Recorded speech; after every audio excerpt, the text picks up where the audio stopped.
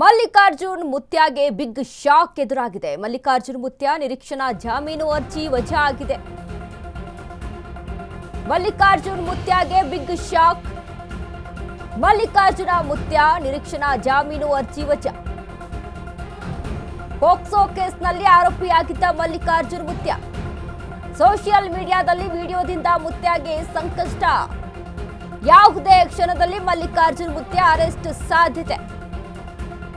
Case ದಾಖಲಾಗದ ಅಜ್ಞಾತ ಸ್ಥಳದಲ್ಲಿದ್ದ ಮಲ್ಲಿಕಾರ್ಜುನ್ ಮುತ್ಯಾ ಕೆಲ ದಿನಗಳ ಬಳಿಕ ಪೊಲೀಸ್ ಠಾಣೆಗೆ ವಿಚಾರಣೆಗೆ ಹಾಜರಾಗಿದ್ರು. ಬಳಿಕ ಯಾದಗಿರಿ ಕೋರ್ಟ್ಗೆ ಮುತ್ಯಾ ಜಾಮೀನು ಅರ್ಜಿ. ಮುತ್ಯಾ ನಿರೀಕ್ಷಣಾ ಜಾಮೀನು ಅರ್ಜಿ ಮಾಡಿದ ಯಾದಗಿರಿ ಕೋರ್ಟ್ ಮಲ್ಲಿಕಾರ್ಜುನ್ ಮುತ್ಯಾಗೆ ಇದೀಗ ಕೋರ್ಟ್ ಬಿಗ್ ಶಾಕ್ ಅನ್ನ ನೀಡಿದೆ. ಮಲ್ಲಿಕಾರ್ಜುನ್ ಮುತ್ಯಾ ನಿರೀಕ್ಷಣಾ ಜಾಮೀನು ಅರ್ಜಿ ವಜಾ ಆಗಿದೆ. ಪೋಕ್ಸೋ ಕೇಸ್ನಲ್ಲಿ ಆರೋಪಿಯಾಗಿದ್ದ ಮಲ್ಲಿಕಾರ್ಜುನ್ ಮುತ್ಯಾ ಸೋಷಿಯಲ್ ಮೀಡಿಯಾದಲ್ಲಿ ವಿಡಿಯೋದಿಂದ ಮುತ್ಯಾಗೆ ಸಂಕಷ್ಟ ಎದುರಾಗುತ್ತೆ. ಅಪ್ರಾಪ್ತ ಬಾಲಕಿಯ ಜೊತೆ ಅಸಭ್ಯವಾಗಿ ನಡ್ಕೊಳ್ತಾ ಇದ್ದಾರೆ ಅನ್ನುವಂತಹ ವಿಚಾರಕ್ಕೆ ಸಂಬಂಧಪಟ್ಟಂತೆ, ಆರೋಪಕ್ಕೆ ಸಂಬಂಧಪಟ್ಟಂತೆ ಮುತ್ಯಾ ಮೇಲೆ ಕೇಸ್ ದಾಖಲಾಗುತ್ತೆ, ಪೋಕ್ಸೋ ಕೇಸ್ ದಾಖಲಾಗುತ್ತೆ. ಯಾಕಂದ್ರೆ ಒಂದು ವಿಡಿಯೋ ಎಲ್ಲೆಡೆ ಸಹಿತ ಹರಿದಾಡ್ತಾ ಇತ್ತು, ಅದನ್ನ ಗಮನಿಸಿದ್ವಿ ನಾವು. ಬಟ್ ಆ ವಿಡಿಯೋದಲ್ಲಿ ಅನುಚಿತವಾಗಿ ವರ್ತನೆ ಮಾಡಿದ್ದಾರೆ ಆ ಒಂದು ಅಪ್ರಾಪ್ತ ಬಾಲಕಿಯ ಜೊತೆಗೆ ಅನ್ನುವಂಥ ವಿಚಾರಕ್ಕೆ ಸಂಬಂಧಪಟ್ಟಂತೆ ಪೋಕ್ಸೋ ಕೇಸ್ ದಾಖಲಾಗುತ್ತೆ. ಈ ವಿಚಾರದಲ್ಲಿ ಕೇಸ್ ದಾಖಲಾದಾಗ ಅಜ್ಞಾತ ಸ್ಥಳದಲ್ಲಿದ್ದ ಮಲ್ಲಿಕಾರ್ಜುನ್ ಮುತ್ಯಾ ಕೆಲ ದಿನಗಳ ಬಳಿಕ ಪೊಲೀಸ್ ಠಾಣೆಗೆ ವಿಚಾರಣೆಗೆ ಹಾಜರಾಗಿರ್ತಾರೆ. ಬಳಿಕ ಯಾದಗಿರಿ ಕೋರ್ಟ್ಗೆ ಮುತ್ಯಾ ಜಾಮೀನು ಅರ್ಜಿಯನ್ನ ಸಲ್ಲಿಸಿರ್ತಾರೆ.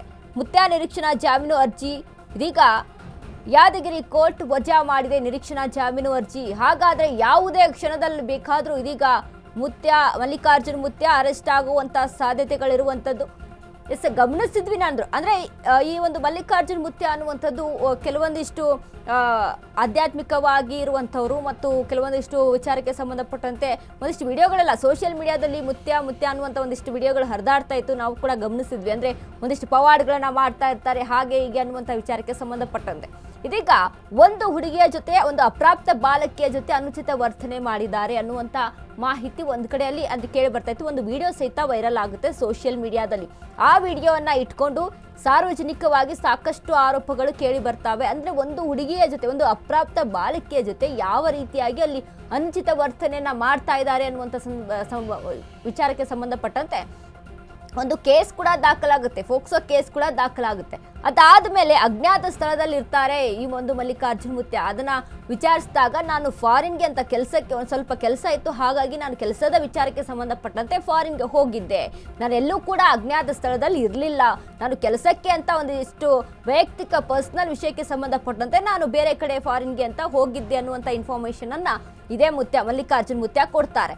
ಅದಾದ್ಮೇಲೆ ಯಾದಗಿರಿ ಠಾಣೆಗೆ ಅಂದ್ರೆ ಅಲ್ಲಿ ಪೊಲೀಸ್ ಸ್ಟೇಷನ್ಗೂ ಕೂಡ ಅಲ್ಲಿ ಹೋಗಿ ಅದ್ರ ಬಗ್ಗೆ ವಿಚಾರಣೆಗೆ ಸಹಿತ ಅಲ್ಲಿ ಹಾಜರಾಗ್ತಾರೆ. ಅದಾದ ಮೇಲೆ ನಿರೀಕ್ಷಣಾ ಜಾಮೀನು ಅರ್ಜಿಯನ್ನ ಯಾದಗಿರಿ ಕೋರ್ಟ್ಗೆ ಸಲ್ಲಿಕೆ ಮಾಡಿರ್ತಾರೆ. ಬಟ್ ಇದೀಗ ನಿರೀಕ್ಷಣಾ ಜಾಮೀನನ್ನ ವಜಾ ಮಾಡಿದೆ ಕೋರ್ಟ್. ಹಾಗಾದ್ರೆ ಮುಂದಿನ ನಡೆ ಹೇಗಿರುತ್ತೆ?